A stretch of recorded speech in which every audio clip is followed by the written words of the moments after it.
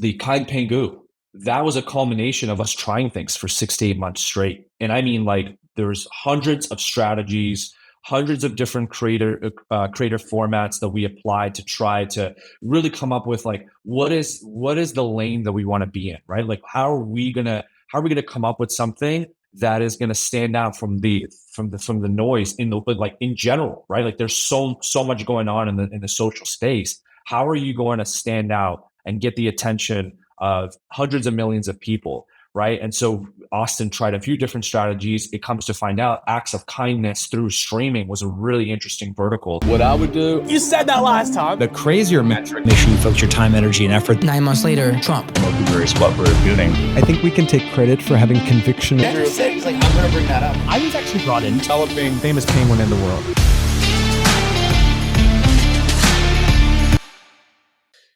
Well, he's back for another episode. Looks very cozy compared to the last time.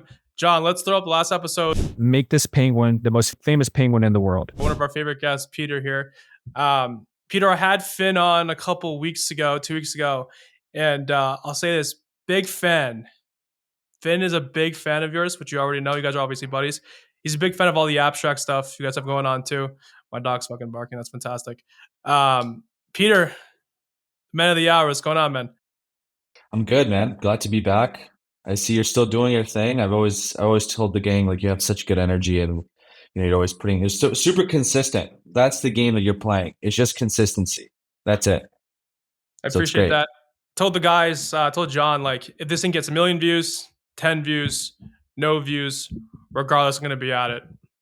We're going to be at it. Doesn't matter. 10 views. Do you want to watch it? You don't want to watch it? I'm going to be honest. I don't really care. I'm putting it out anyways. Peter, I got to bring this up, dude, right away. John, like, told me about this. I'm out of the scene from the US a little bit. Got some, like, notes on my phone here. Dude, TikTok. I know. I'm laughing because, like, I can't handle things well when they're shitty, so I just laugh out of humor. Yeah. Dude, what's happening? I think we'll be okay.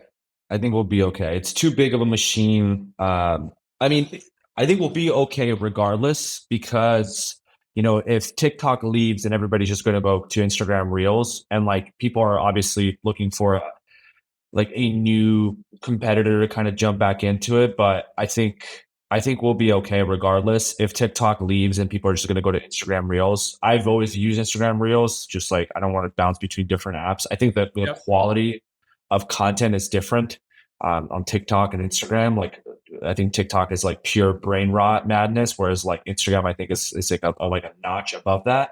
So I've always used Instagram Reels. To me, I don't really care if TikTok goes down. But I just don't know if it's going to leave us. Like, I don't think so. And even if it does, like, I think we'll be fine. I think we'll maximize Instagram Reels, YouTube Shorts. They'll have their moment. And if TikTok stays, great. If it doesn't, it's not the end of the world.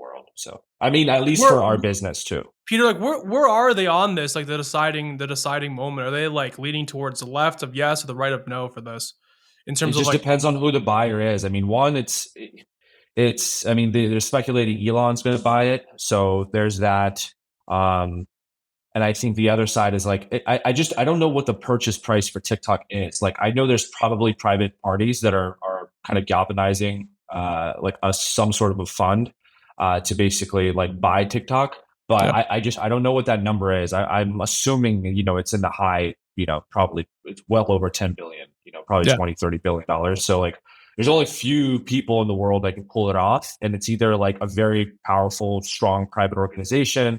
You kind of need a public facing CEO to make that solid of an acquisition. So it can't just be owned by a private company. I think it needs somebody who's going to champion the brand forward. So it's like a really difficult situation to bring, to kind of take over TikTok. Even if people have the money, it's like, who's going to run it? Like, who's credible enough to run it, to grow this thing. So we'll see. I mean, if Elon buys it, that's super bullish. You think it's bullish if he buys it? For sure. Yeah, 100%. I was going to say bearish. What's your case? I just, I'm just thinking from a marketing perspective, like, the amount of overlap and synergy it's going to create between X and TikTok, I think, is one thing. I think the company is just going to operate from a more leaner, efficient standpoint. I don't know if anything's going to change too much. I think he'll definitely kind of implement some of the. I think he's going to make it more commerce focused. I think like integrating Gotcha. very intricate payment solutions like crypto. I think there's a lot of very creative ways, and he's very creative, right? So it's Yeah. like, I'm a you know, Elon depending on fan, what the dude, for what it's data, worth. I'm a fan of you know, Elon, but like my only scared thing is I hope he doesn't take it out. Like I'll take it out. Like I hope he doesn't buy it just to get rid of it. I don't know. I mean, that'd be pretty crazy if he does. Anyways, I think either way, like we're gonna be fine. You know, we've always had these rumors kind of, you know, float around, and Yeah, for years. obviously they've always kind of fear mongered that, but Yeah. I think we'll be fine. Is there a way to like emulate Pudgy kindness on another platform that's not TikTok? Because Yeah, what you guys again, have like- there is obviously working like very well. Very well. Yeah, I mean, what we're doing is we're trying to be as omni-channel as possible. Yeah. And so I think TikTok caters to a specific audience, a specific quality type. Like if we were to do the same shorts and animations that we're doing on Instagram on TikTok, like we've done that before, and it just statistically just didn't hit as well as the content that we're doing with like Kind Pengu. So Yep. different type of content format, different platform, and you got to be just super agnostic, you know, and really kind of get a sense of what is the audience native to these platforms. So will the same strategy work on Instagram? I don't know, probably not to the extent as like TikTok. I mean, TikTok is just, I mean, the thing that just blew up completely. Different beast. On a positive note, Luca mentioned, I think in the last huddle, you guys sold, I think 600K. That was units, right? In December for Walmart.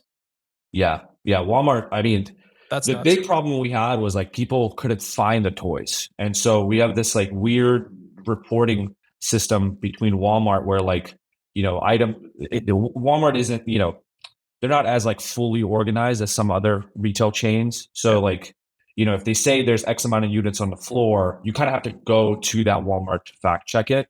And so we just got a lot of reports. Some even people at our company are like, I've never been able to buy Pudgy Penguins at a Walmart. So there's always been something that's been kind of funky there. Numbers are showing good and healthy. Sell through is good, but you know, we had a lot of people come to us and say, I can't even find Pudgy Penguins in nearest toy. So like there's something that needs to be fixed there. So we're kind of working on that. Shout out to Peyton. What made December COO. special though? 'Cause you mentioned this before. You guys are like a Q4 brand, obviously. But like what made December like special of like having like exceeding your guys' expectations as a team though? Like that's crazy.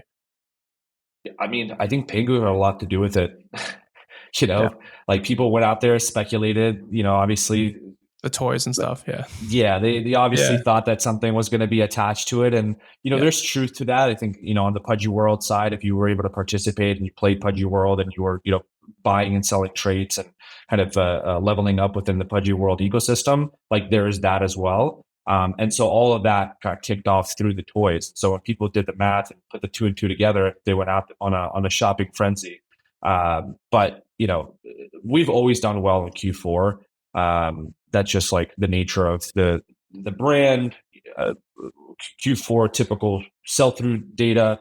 So yeah, I think we were just expecting. I definitely. I mean, right now we're trying to kind of readjust the product strategy. So we're going to kind of take a step back, get a full holistic picture of like how the brand is performing, which products are working really well, and figure out like how do we want to double down on our retail strategy, because there's a lot of products. You got to really hyper focus on SKU diversity.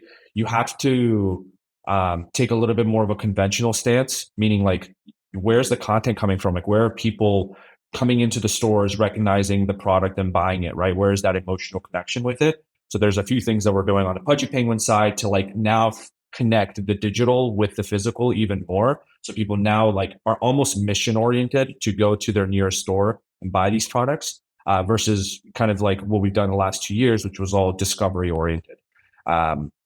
So that's helped with like brand recognition. Now as like Pax and Poly are becoming more and more famous, you know, people are looking to buy Pax and Poly, but Pax and Poly aren't even sold in stores, right? But they're coming in and saying, okay, well, there's Pudgy Penguins, there's this penguin sold, there's penguin sold, but where's Pax and Poly? So part of our new retail strategy is obviously like bringing the characters that people are pretty much seeing every week, into retail locations, but in a really clever and awesome way. The timeline is obviously taken over. You put out and publish the stats and the data from the website stuff. Web3 has become an absolute popularity contest. You guys are winning the popularity contest. How important to you guys is it to win the popularity contest? Is it something you guys always kind of set out to do, or is it something you guys it just kind of happened naturally? I know you guys are obviously we're in the younger age, we're like Gen Z technically. Was it something that happened naturally? Or was it something you always kind of pushed for to be the popular contest? And I don't mean like going to the clubbing. I don't mean like clubbing shit. I don't mean like the clubbing stuff. I just kind of mean like from like the natural of like, no, I really like these guys because they're cool type stuff. Yeah. I think it's just our mindset of treating this business as like a sport, right? And we want to win the game that we're playing, which is, to proliferate the Penguin as much as possible, to build a real brand with real legs and with real substance versus like some of the other projects in the space who probably aren't even around today. There's literally less than a handful of projects today that are actually doing something tangible. So we're with the power of community, with the power of just everybody that's kind of backing us. Like, I think the idea of just trying to win for everybody else has kind of kept us top of mind, and just consistently showing up and showing out.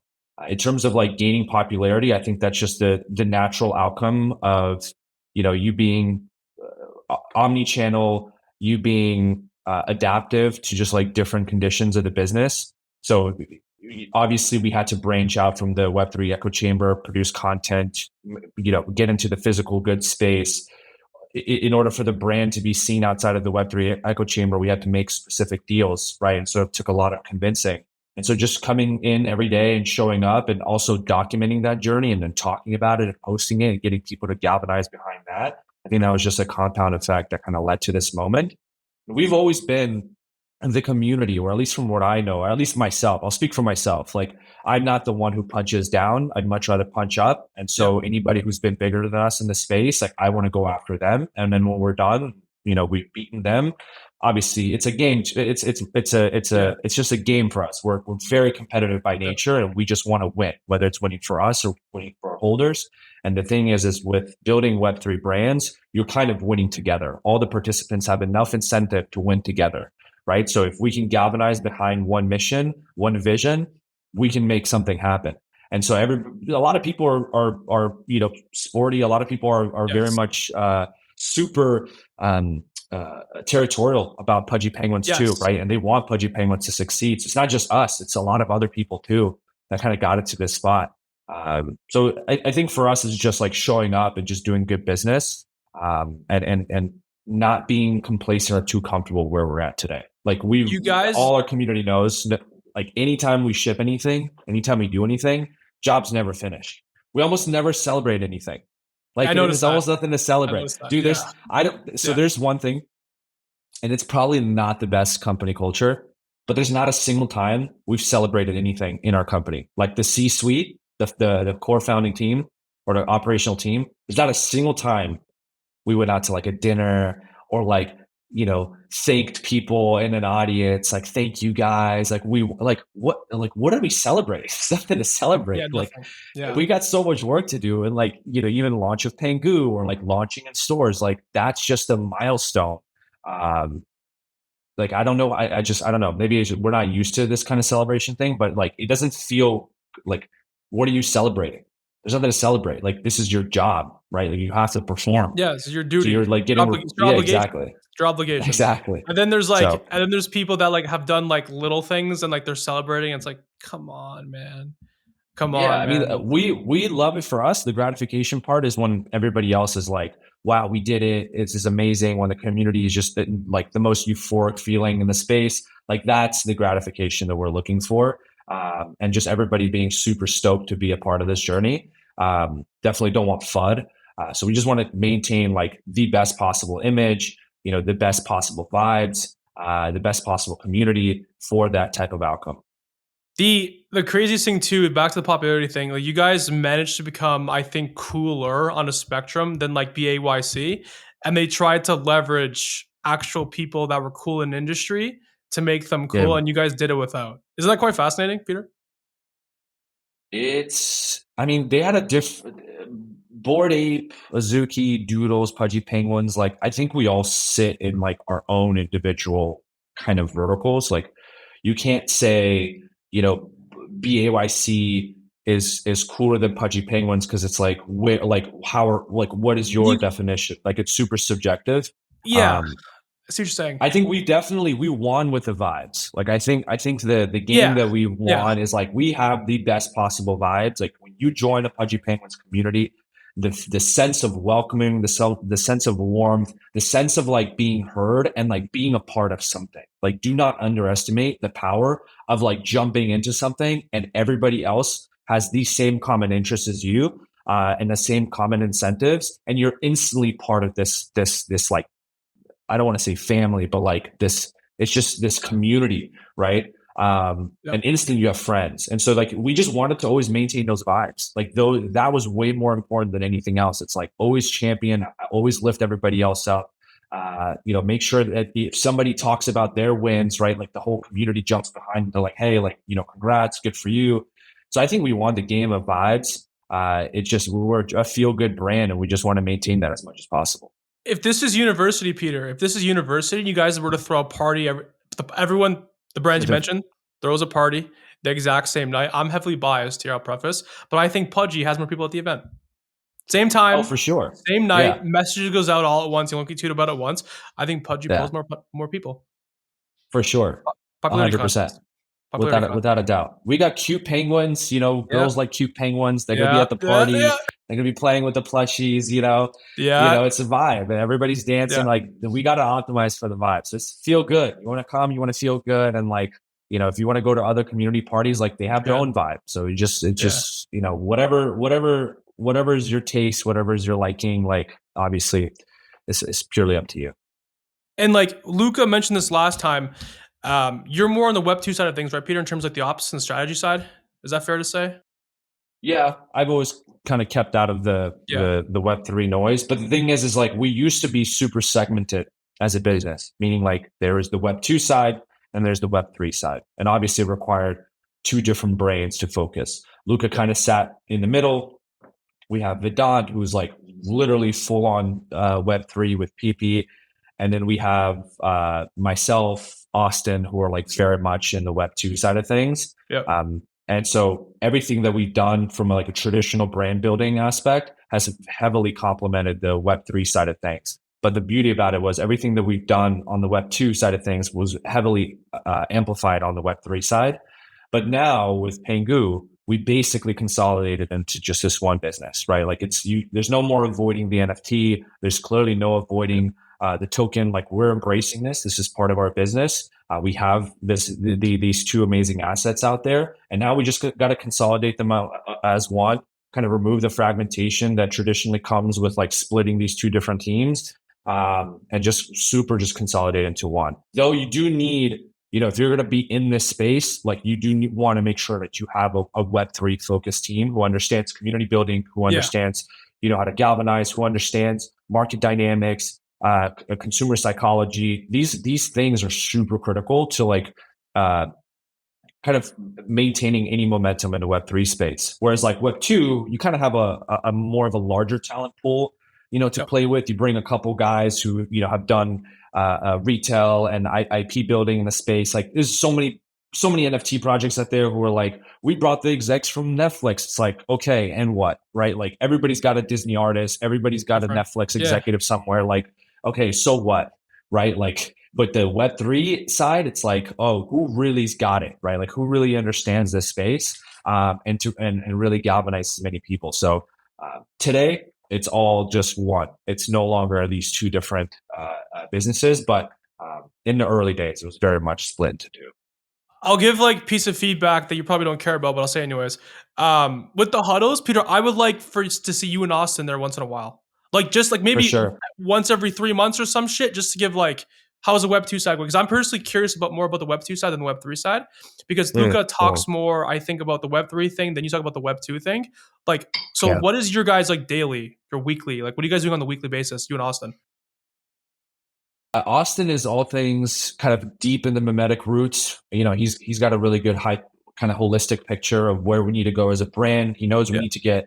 We're kind of in the in the IP everywhere kind of game.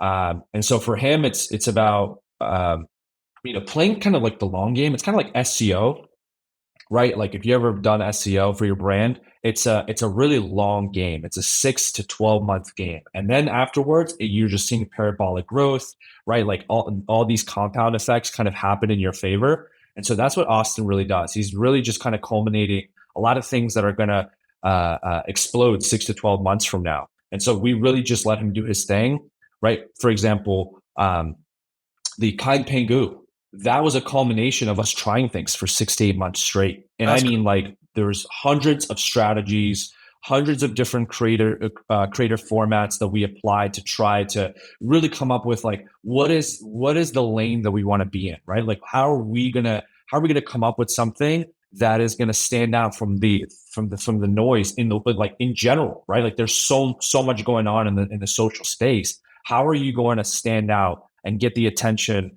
of hundreds of millions of people, right? And so Austin tried a few different strategies. It comes to find out acts of kindness through streaming was a really interesting vertical. And so that really, I mean, you see for yourself, it exploded overnight. And that became like a new thing that we started kind of dialing into. If you think about it from a deeper level now, right? Like now peel the layer one more time. It's like, why is Pudgy Penguins doing acts of kindness for people who are sitting and streaming? Right? Like, why is that? Why couldn't you guys go and do some sort of marketing campaign, do a charity stunt or something and just document that? Why it was streaming? And so if you think about it, you got to pay attention to the next thing that Pudgy Penguins is working on, which is Pudgy World, right? If we're able to galvanize and build a really strong community of streamers, right, that we've almost basically took them from 5 subscribers to hundreds of thousands of subscribers, right? The next thing for us is, all right, how do we start getting all those streamers to start pointing their attention to Pudgy World, right? And so since we've built their audience base, right, since we've put them in the spot to, effectively win and to kind of extend their career, now there's that relationship that we formed with each one of these streamers that we blew up to then say, hey, we're launching Pudgy World. It would be awesome if you stream Pudgy World. And so you bring in that entire it's an incubation for streamers. It's an incubation for streamers.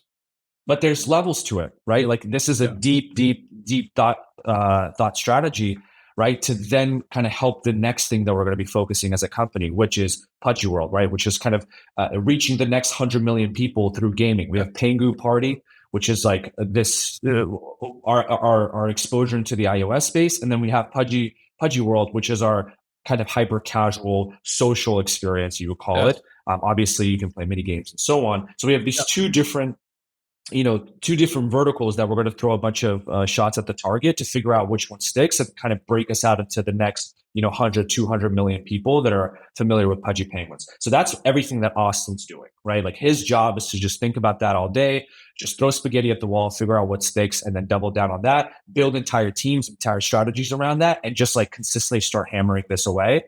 And so my job is a little bit more holistic.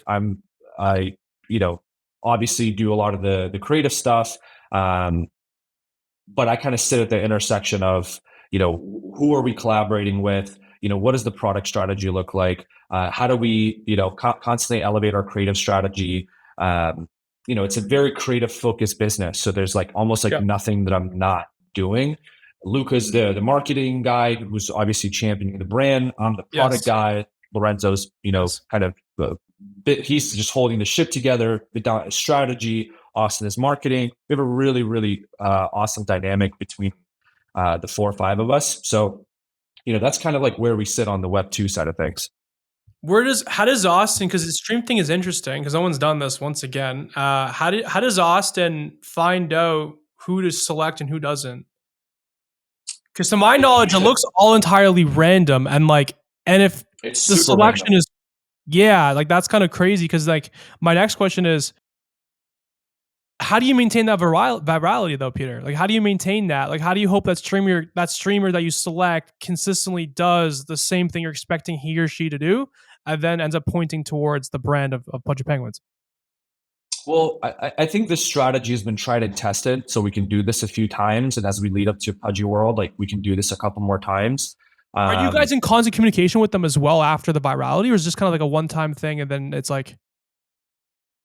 Yeah, I would imagine Austin has some sort of relationship with these people. You know, I mean, in order for us to get to that one like super successful video, we're doing like probably 1,000 different interactions between different streamers, right? Like, because you have to filter through different stories. You have to, you know, it's also the engagement, the interaction, because you see it, we do it in a very entertaining way. So like, you not only have to find the streamer, but you also have to tell the story. And that, like, logistically, it's really complicated.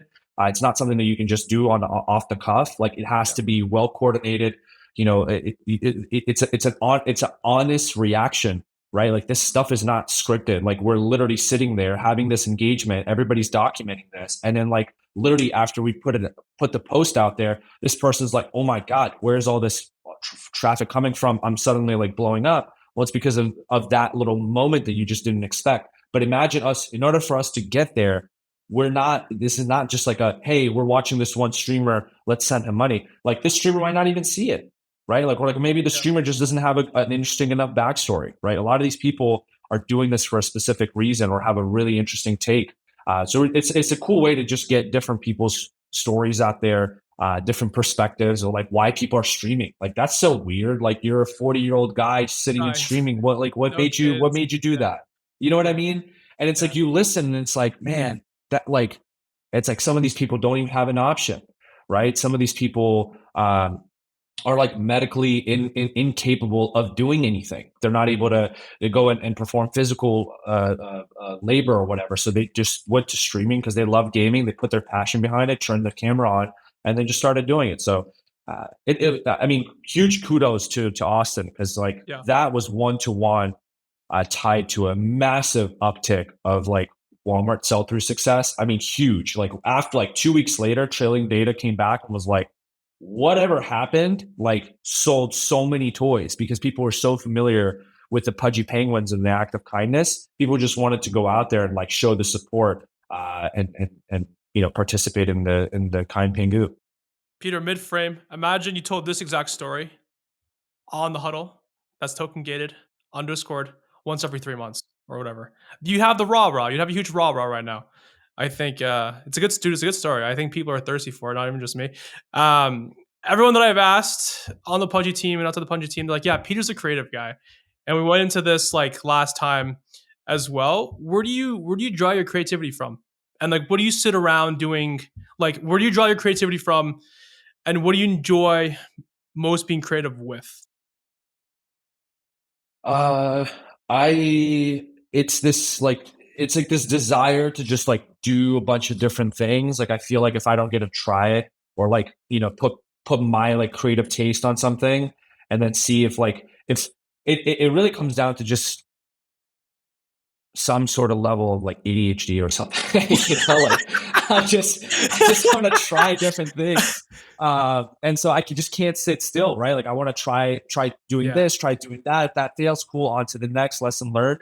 Not everything I make is going to look great. It's also really tough to do something like try to bring the cool factor or bring the streetwear style to like a cute, you know, penguin, right? So I'm just trying to figure out like, how can I bring us closer to that, you know, kind of creative culture, right? Like, how can I make like cute penguins a statement, right? Like, the next thing I want to do is like, I want to double down on our clip-on plushie line, make them super nice, like really kind of a mini size of a clip-on plush, and just do a massive like Pudgy Penguin Birkin campaign. It's just like little clip-on plushies on like Birkin bags, and like you go to every single party, you're seeing all these people with like Birkin bags, little Pudgy Penguin, and I want to make it kind of like a status collector thing, like exclusively for girls, or I mean, guys who have Birkin bags will also collect it. But like, we don't judge. Like, I want to make it a thing.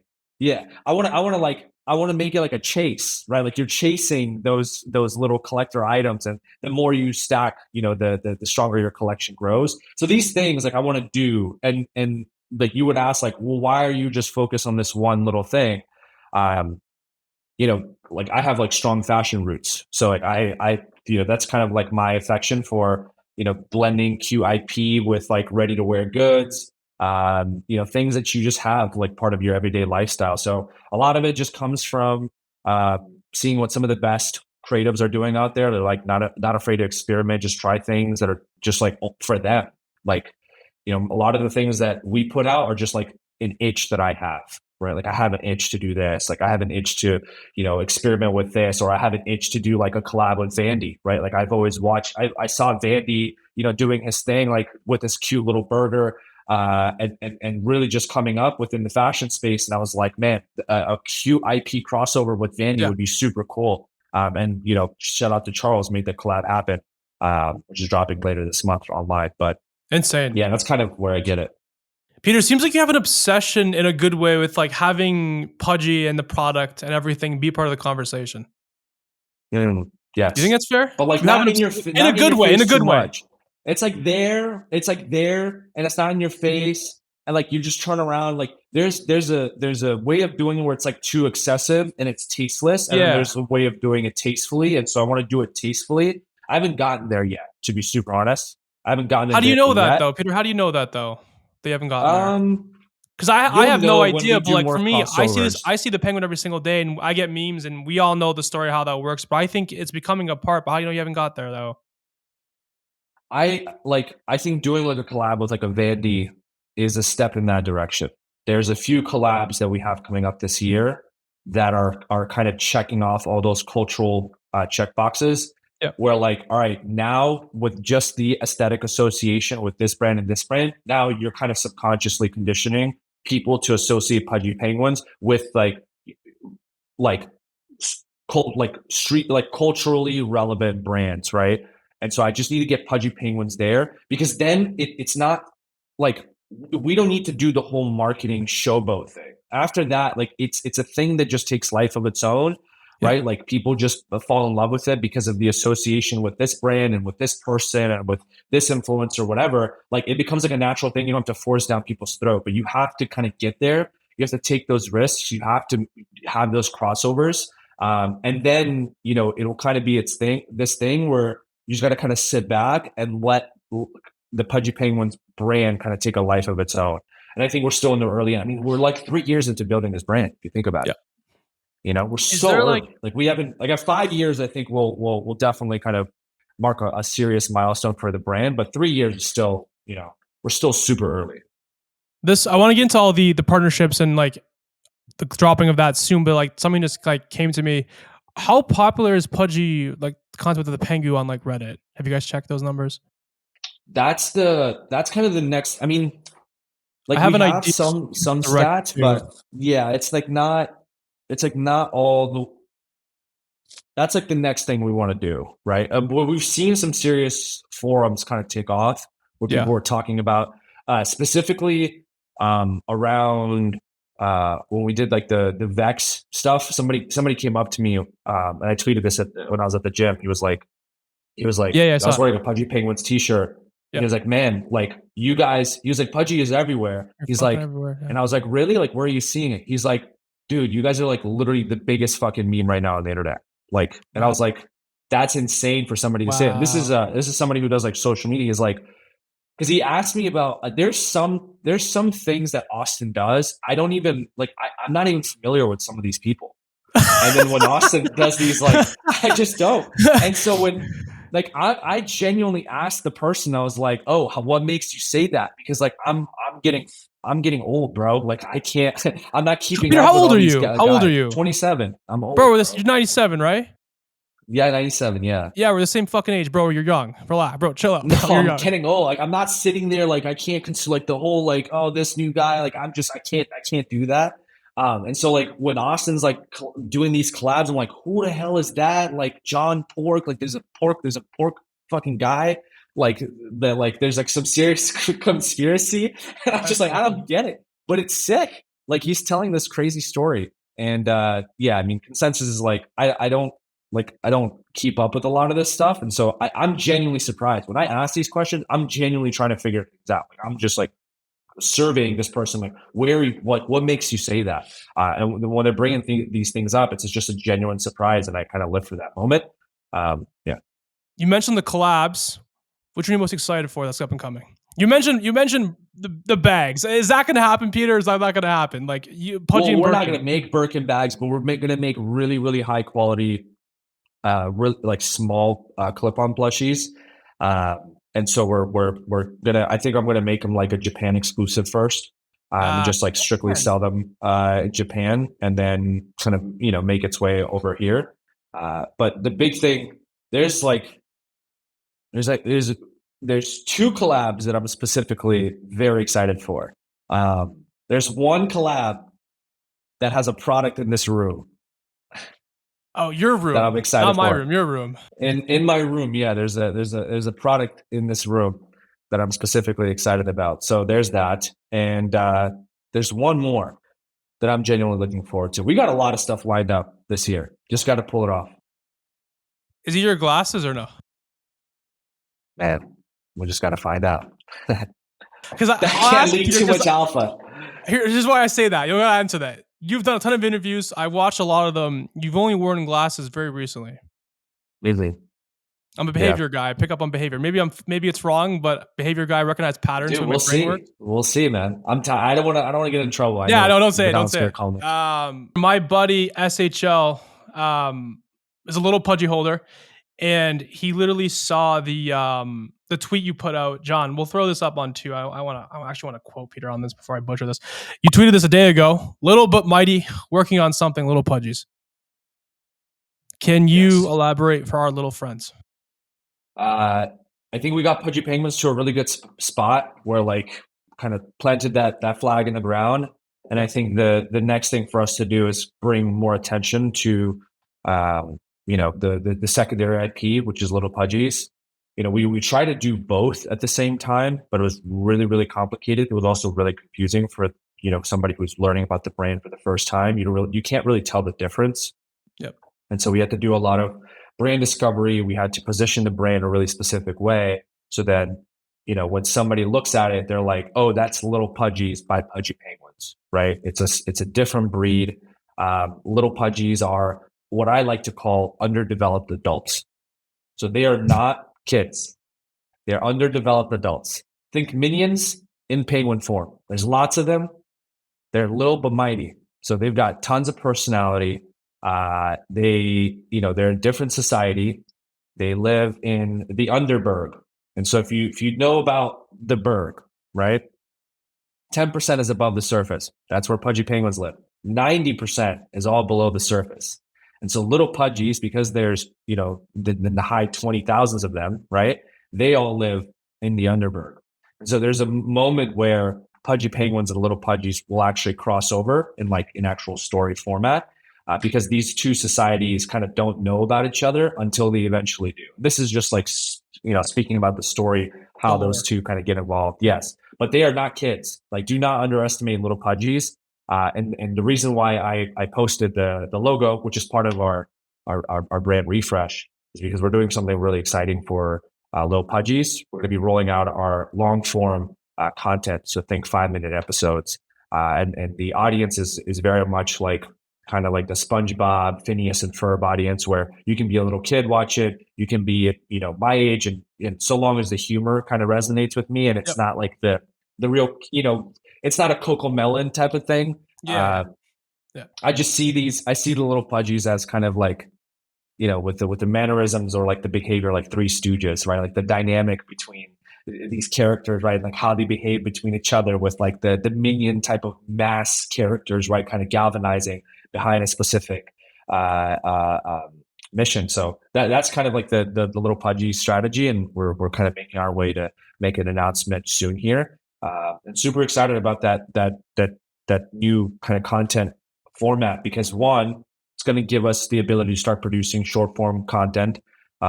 It's going to let us start really putting the Little Pudgy's IP to good use and really help us with the world building.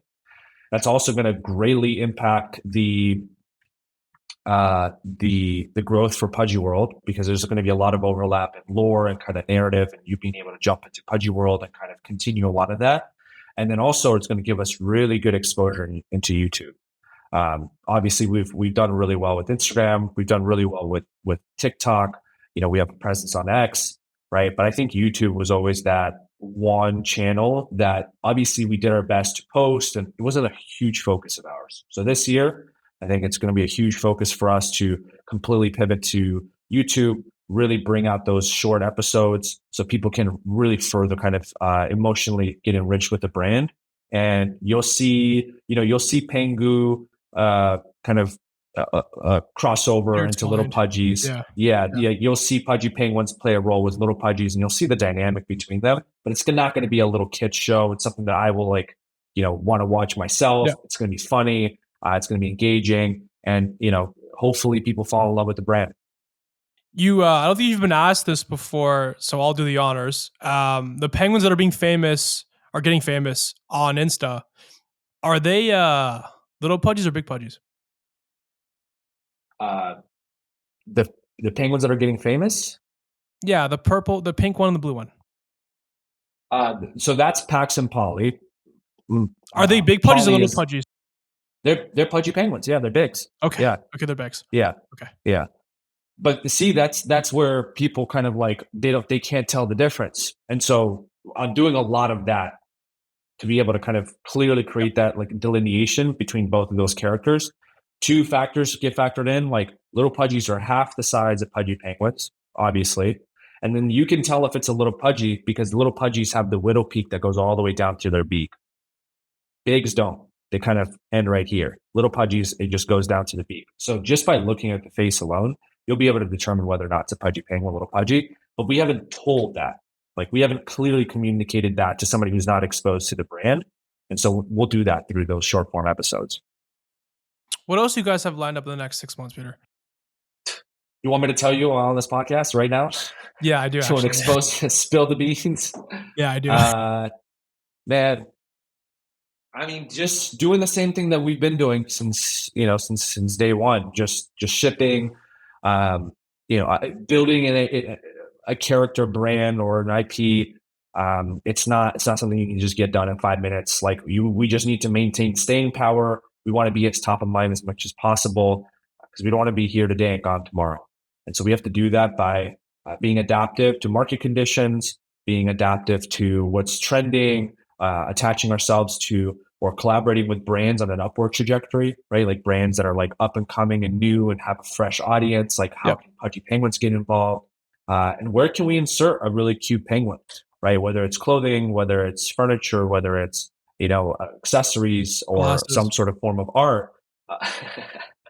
But the big one, I think the one piece of alpha I'll give out, the more passionate one that I'm working on right now is, I think this year is the year that we start creating experiential environments for people to come in and kind of be a part of the Pudgy Penguins world. I'm a huge foodie, and so what I want to do is I want to create a viral foodie element that people can go and Instagram and share and talk about. And this food is going to be at specific pop-up shops, New York, LA, Miami, Tokyo, Dubai, for a limited amount of time. I think 3 to 6 month sprints. And you're just coming in there and it's like a museum of penguins, right? Blue walls, blue pengu everywhere. You got your characters and you got very viral food. You put those two and two together, and that creates another moment this year. So fingers crossed. Logistically, we get that set up. I'm in the middle of doing a pilot here in Miami, just locally, something that I can quality control. And then if everything works well, I think you'll start seeing us do new pop-ups. Probably the first pop-up be in Miami, an official one. If not, probably New York would probably be the first place. They're good locations. They're good locations. Have you seen the Trump burger or no? Trump's burger. I think Kevin O'Leary posted it. Trump's burger with Trump's head on the burger, the top of the bread. Have you seen it or no? That sounds scary. No, it's it's kind of creative in some sense. You don't think Pudgy would ever get to do that? I actually sent my ship posting designer, as you've seen the Pudgy ship posts I've been doing, I sent him the exact picture. I'm flip this, put the fucking penguin's face on the burger, and I'll tweet it. I got something really fun. I've always wanted to do the viral trendy food kind of thing. 2013, 14, I remember they had the black ice cream trend. It was the charcoal ice cream. They did that. Yes, I remember this. Yeah, I remember that. Yes. And then they have like, a couple of years ago, they had like the fish cake ice cream, or, they'll do like uh, um, like a pasta kind of ice They cream. do It's just wild like ice shit. cream squeezed through. Wild Yeah, stuff. it's just like Wild Instagrammable moment stuff. And like, if you've seen Pudgy Penguins, we're all about, shares and views and eyeballs. And it's like, if we do it in a very creative, clever way, I think we'll bring in a whole new audience. It's like, oh wow, like I fell in love with this brand just simply from trying the food, right? Like I was like, I tried the food, it was so good, it was so viral, it was a moment, and now I know about Pudgy Penguins. And then when we do the next thing, people will be familiar. It's a really long game to play, but you just have to keep doing these things and keep showing up as much as possible and not stopping that train. Otherwise, you're going to be forgotten. Toast. Have any IP brands, Peter, gone down the food route? Or like, were they didn't like start with food, but they ended up there? Yeah. Like who? Well, not. I mean, you have Sanrio doing a lot of these pop ups, right? They'll do like a Hello Kitty type of full pop up takeover. It'll be like a coffee shop or something. Like there's tons of really awesome character brands that do this. They make it like a full experience, right? You go shopping, right? Yep. You get the food. It's just like you're in this world. Like we're gonna welcome people to Pudgy World, right? Like welcome to Pudgy Penguins. Here's a tasty treat. All our penguins are pudgy. You know what I mean? So we're obviously not going to serve salads. You guys haven't done the Build-A-Bear thing yet, have you? No. Is there like a way of like some Pudgy event has like a Build-A-Pudgy? That would be cool. If we can pull that off, that'd be super cool. Actually, yeah, I think it's easy to do. Not easy to do, but like instead of having like, an actual like that's actually not easy to do. No, do you think it takes more work than an actual like claw machine? Claw machine, you just put a bunch of toys in there. You got a claw machine, you're good to go. Build-A-Bear, it's like it's Build-A-Pudgy. I think people would do it. I'm gonna be honest. I think people would do it. Build-A-Pudgy. Yeah, for sure. Especially if you actually bring the traits from the ecosystem and people are like actually customizing their penguin. I think that'd be super cool. That's a great idea. I want to see if we can actually do that at our events. I think that'll be a hit attraction. Damn! Shout out to Andrew with the ideas. Thanks. We do what we can. My idea incubator. We help. Throw me part of it. We help where we can. Peter, I got one more question about like Pudgy World. People are anticipating. They are anticipating. It's gonna be fun. What's the end game for that? Do you think? Do you think it's about one game, or do you think it's about having multiple? So the way Pudgy World is currently structured is, it's this vast open world. You can call it an MMORPG, basically, where you're able to connect with friends, you're able to go on quests, and in between that, you have the ability to just jump in and start playing different mini games, right? So there are different mini games and different in different formats. So like you'll have like a snowboarding game, you'll have a fishing game, you'll have a kind of like a clues mystery game. You'll have, what other game we have? So a handful of games. And that's like to really kind of keep, like the attention span is short. Like people are obviously, like browser only has so many capabilities, right? So the 3D immersive side of things is really used as like our way to tell the Pudgy Penguin story. So you're kind of experiential lore participating, right? Like you're getting to know the Pudgy Penguins universe, the characters, where they live, who they interact with. Like you're getting more familiar, and instead of just consuming it, you're like part of it. I think AI could be a really good thing to kind of integrate, where it's like endless storytelling in like a specific sandbox, or like you make it your own. But between that, it's also a social place. Like I don't know if you use like Gather, which is like this meeting tool. It's basically gamified Zoom, right? Like you're playing as these pixelated characters, and like you create this virtual office, and people can have their little cubicles. They have a conference room. They have a kitchen, and like you have this loaded up. It's installed on your software, on your hardware. Yep. And every time you go to work, you're now kind of playing as this character as you. And like, let's say I tell you on Slack, I'm like, hey Andrew, let's have a meeting. I'll literally walk my way to the meeting room, right? And all of a sudden, a video camera comes on, and now you and I are having this kind of gamified meeting room, right? Instead of me like just jumping on Google Meets, I'm kind of playing my way to get there. So it's a really fun app. The marketing team uses it, or we actually use it a lot. That's interesting. I still prefer Google Meets Yeah. because like I got to get in there, I got to go find my character, I got to go walk to the meeting room. I'm just like, let's just do Google Meets. Even though I enforced Gather, I'm not even using it. You don't. Yeah. I don't even use it. I'm not even. I have such a hard time getting there.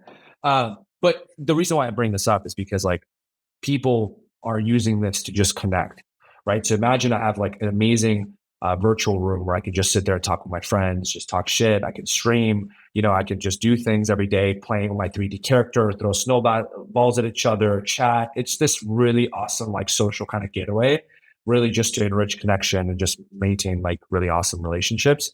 And then the games in between kind of keep you there, right? Like you're leveling up, you're all the little mini games connect to an overarching XP/currency system, right? So every mini game I play contributes to the Berg currency, which like allows me to buy more cooler traits, buy more, cooler emotes, cooler little trails, like things like that to really kind of get me excited.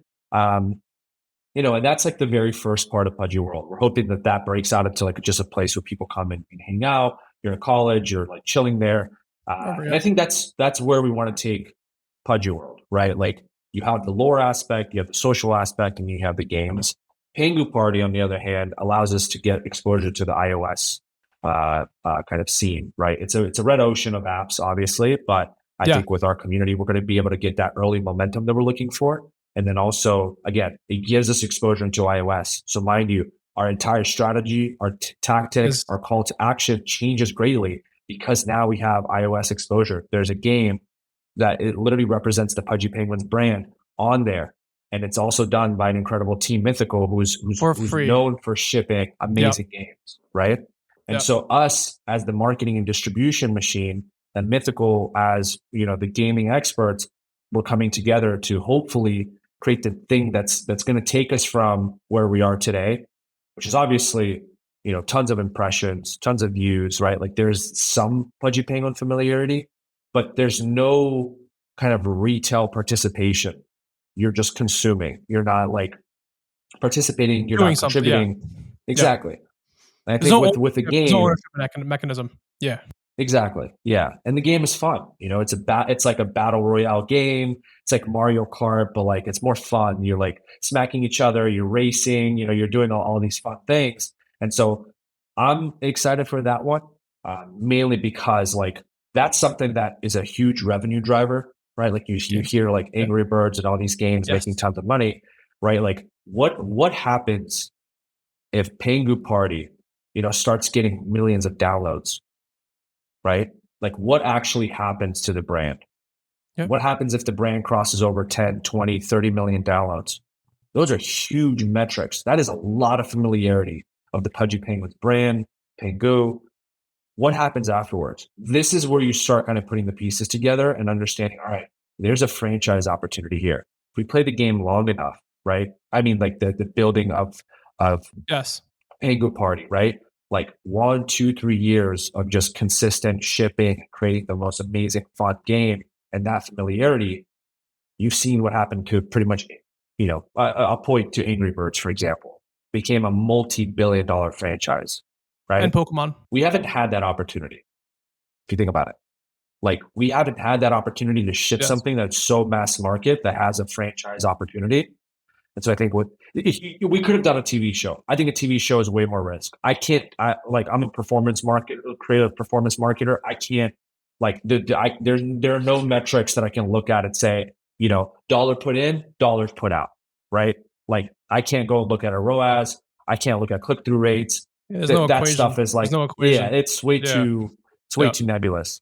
And so with the game, I'm excited, because now I can geek out about how to optimize, the flows, right? How to create content that like really just grabs people, how to make people be like, whoa, like I really want to play this game, looks super fun, right? Like the nitty gritty details of like participating and like growing a product and just obsessing over, better experiences, better gameplay, better creative strategy, and just like hyper focusing on that. Right, we've already done everything else. Let's just hyper focus on that, because the outcome and the impact of a successful game, it's a multiplier. It's a domino effect. It's a multiplier. That's it. We're going to be Yeah. People are going to come to us begging us to make a movie, right? Or like some franchise deal. Yeah. What You happens guys to have already toys? done the 2-3x. It's not about doing the 10 and 100. Oh, that's it. And just like, Yeah. again, just having staying Yep. power, right? And like doing crossovers. So really interesting things. Like I would not overlook Penguin Party. I would not overlook Pudgy World. Those two allow us to just throw kind of Yes. calculated darts and figuring out which one hits the spot. And depending on which one does, you're going to see us heavily double down on that and really put some serious effort into making it like the next big thing. Last question, I promise we can wrap this up. Are you an optimist by nature?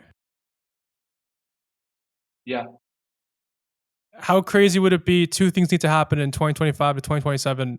You and Luca both on Rogan, and Trump's holding a penguin. You're laughing, but I'm serious. I'm serious in the asking question. You said you're an optimist, Peter. How great of an optimist are you? Likelihood of that taking place of both. I think because of Barron, the likelihood of Trump participating in the Pudgy Penguins ecosystem is like somewhere in the world of somewhat reality. Simulation. I think, I think a Rogan interview, I think, is going to have to be there's got to be some larger impact. I think like post Penguin Party or something. I mean, we already have an interesting story. Yeah. So maybe Trump happens first. You guys go on Rogan. Rogan pulls up the clip of Trump holding the penguin. Yeah. You guys break down the story. Yeah. I think that's... You said you're an optimist. Yeah. Man, I didn't know you were going to throw this curveball. That's like really hard to... Hey, listen, aim high. Aim high. I'm going to aim high. Even if you miss. That's the goal. Yeah, that's fine. We can make something happen, but I think that Trump is within the world of reality. Okay, leave it at that. Is there anything else you want to let the people know, Peter, today? No, I think we, stay, we just want to make sure that people participate as much as possible and obviously share great ideas and, any way that you can help Pudgy Penguins brand, feel free to join the community and share your insights and your input. Look out for the Vandy collab. We obviously sold that at our Basel at a physical location, but we're going to be doing an online release, kind of really gated to holders first, and then we'll kind of open it up to the general public. And then follow me for all creative alpha. I'll be the professional leaker. Can confirm that is the truth. Can confirm. Man, I appreciate your time today. Hope you guys enjoyed this one. See you guys next time. Bye for now.